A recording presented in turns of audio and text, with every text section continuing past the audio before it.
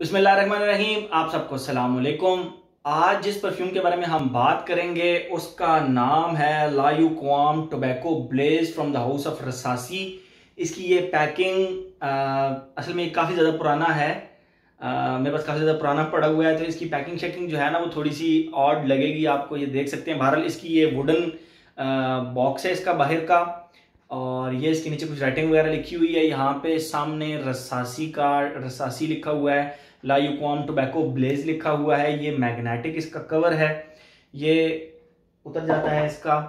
और उसके बाद ये रही बॉटल, और ये कवर भी इस तरह निकल जाता है।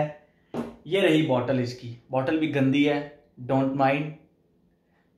ये इसके ढक्कन के ऊपर आप देख सकते हैं रसासी लिखा हुआ है, यहाँ पे रसासी लायुक्वाम टोबैको ब्लेज लिखा हुआ है।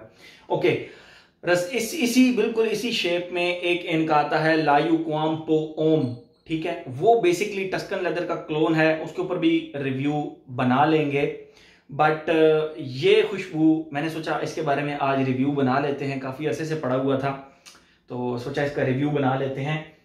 बहुत ही ज़बरदस्त ये वुडन किस्म का पैक है, और इसको मैं तो इसी तरह रखता हूँ। अमूमन परफ्यूम्स के ढक्कन मतलब डब्बे वगैरह में फेंक देता होता हूँ, लेकिन इसको यूं ही रखने में मज़ा आता है। ये ज़बरदस्त, ये जो लाइन है बड़ी प्यारी सी जो उसकी है लायुक्वाम पो ओम की, वो ज़रा थोड़ी सी डार्क है, कॉपर टाइप। ये ज़रा थोड़ी सी येलो टाइप है, लाइट सा कलर है। मैं बहरहाल इसको इसके अंदर ही रखता हूँ। थोड़ा सा प्रेजेंटेशन के बारे में इसलिए क्योंकि ये काफ़ी पुराना पड़ा हुआ है, मुझे इसकी प्रेजेंटेशन थोड़ी सी पसंद थी, तो मैंने कहा मैं आप लोगों से इसकी प्रेजेंटेशन थोड़ा सा जो है ना ज़रूर शेयर करूँगा। ये लॉन्च हुआ था 2013 के अंदर, और अभी 75 ml जो है ना वो आपको 12 से 13 हज़ार रुपये में मिल जाता है। यस, ये रसासी का है, उस लिहाज से इसकी प्राइस थोड़ी हाई है, लेकिन प्राइस हाई होने की कुछ वजूहात हैं, वो मैं आपको बताऊंगा जो कि जस्टिफाई करती हैं, जो कि इसकी हाई प्राइस को जस्टिफाई करती हैं, जो वजूहात हैं। ओके, सबसे पहले हम बात करते हैं इसकी खुशबू की।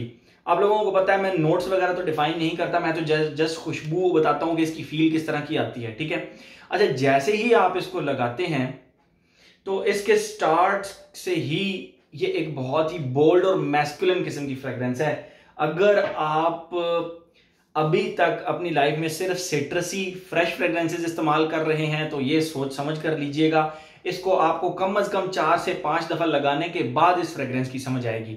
लेकिन जो लोग तो नीश फ्रेग्रेंसेस के अंदर हैं ऑलरेडी, उनके लिए कोई इतना प्रॉब्लम नहीं है, वो इसको आराम से 1-2 वेरिएंट के अंदर समझ लेंगे। उनको इसके साथ प्यार करने में ना ज्यादा वो प्रॉब्लम नहीं होगा, ठीक है।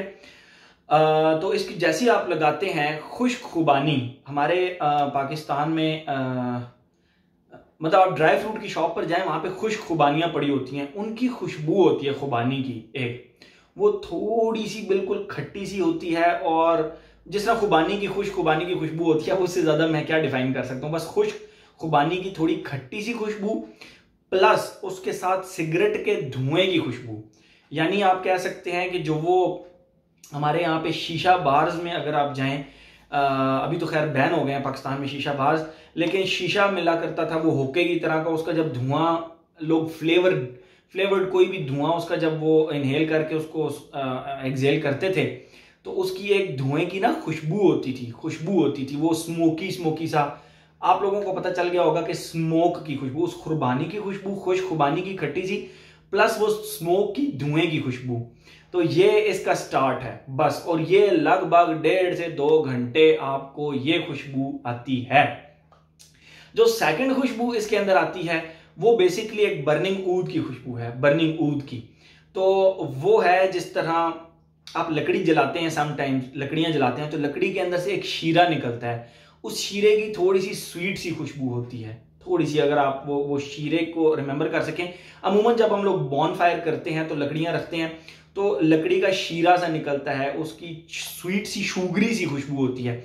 तो इसमें जो बर्निंग वुड की खुशबू है ना, वो इसी तरह शुगरी सी खुशबू है, ठीक है। तो वो जो शुगरी सी खुशबू है, वो जो स्वीट सी खुशबू है, उसके साथ भी स्मोक की खुशबू, आप कह सकते हैं कि एक क्लासिकल किस्म के शीशे की स्मेल। तो इसकी खुशबू लिटरली ये टोटल इसकी खुशबू है। यानी स्टार्ट में खुश खुबानी की थोड़ी सी खट्टी सी, प्लस स्मोक की धुएं की खुशबू, शीशे की खुशबू, और उसके बाद बर्निंग ऊद की शीरे की सी प्लस धुएं की खुशबू। ये लिटरली इसके पास यही 2 फेजेस हैं। पहला वाला फेज 2 घंटे चलता है, दूसरे वाला फेज इटर्नल टाइप है, इटर्नल टाइप। अच्छा, इसके 2 sprays are more than enough, more than enough. Even 1 spray भी जो है ना इसका, जो इसके मतलब मैं आपको बताता हूं आगे प्रोसीजर, बट 1 स्प्रे आपने यहां पे कर लिया इसका, यहां पे you are good to go for 24 hours. इसीलिए मैं कह रहा हूं कि ये जो 75 ml है ना, ये 13,000 रुपए जस्टिफाई करती है, क्योंकि इसका अगर एक स्प्रे भी आप लगाएंगे तो ये जाहिर बात है अगर सर्कुलेशन में आती है तो इसका काफी ज्यादा लंबा टाइम स्पेन हो जाता है। तो 12-13,000 रुपए इसकी प्राइस जस्टिफाइड है। खुशबू बहुत ज्यादा रिफाइंड खुशबू है इसकी। सिमिलैरिटीज की भी बात करते हैं, बहुत ज्यादा रिफाइंड खुशबू है और प्रॉपर आपको फील होता है कि ये खट्टी खुबानी की प्लस धुएं की, स्मोक की खुशबू है। तो सबसे पहली बात, जो लोग तो स्मोकर्स हैं, सिगरेट वगैरह पीते हैं, उनको भाई ये खुशबू हेवनली खुशबू लगेगी, बहुत जबरदस्त खुशबू लगेगी, ठीक है। उनको ये समझने में भी ज्यादा देर नहीं लगेगी।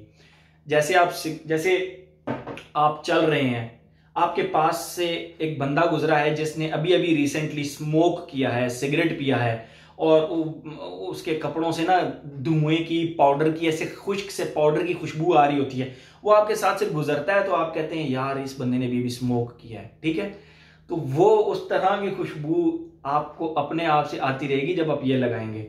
बहुत ही क्लासिकल किस्म की खुशबू है। मैं आप लोगों को बताता चलूं, आई हेट स्मोकिंग। मेरे पास कोई बैठ के स्मोकिंग करे, मैं बिल्कुल उसको बड़े प्यार और तरीके से मना कर देता हूं, भाई मुझे स्मोकिंग नहीं पसंद, प्लीज। तो मुझे ना स्मोकिंग पसंद है ना मुझे इस तरह के काम, लेकिन ये खुशबू मुझे बहुत अच्छी लगी। एक आर्टिस्टिक किस्म का काम है इसके अंदर, ठीक है। अच्छा, सिमिलैरिटीज, जो इसका सेकंड फेज है उसकी सिमिलैरिटी थोड़ी सी शूरा से मिलती जुलती, थोड़ी सी शूरा से मिलती है, जो रसासी का शूरा है। आप ये कह लें कि शूरा का रिफाइंड सा वर्जन इसका सेकंड फेज है, ठीक है। इसके टोटल 2 फेजेस हैं, ज्यादा ये चेंज नहीं होती इतनी ज्यादा। वो आप कहें कि फेज ए से बी में गई तो ड्रास्टिक किस्म का चेंज आया, बी से सी में गई तो जबरदस्त किस्म का चेंज आया, नहीं। फेज ए से बी में जाती है तो बहुत ज्यादा डिफरेंस नहीं आता।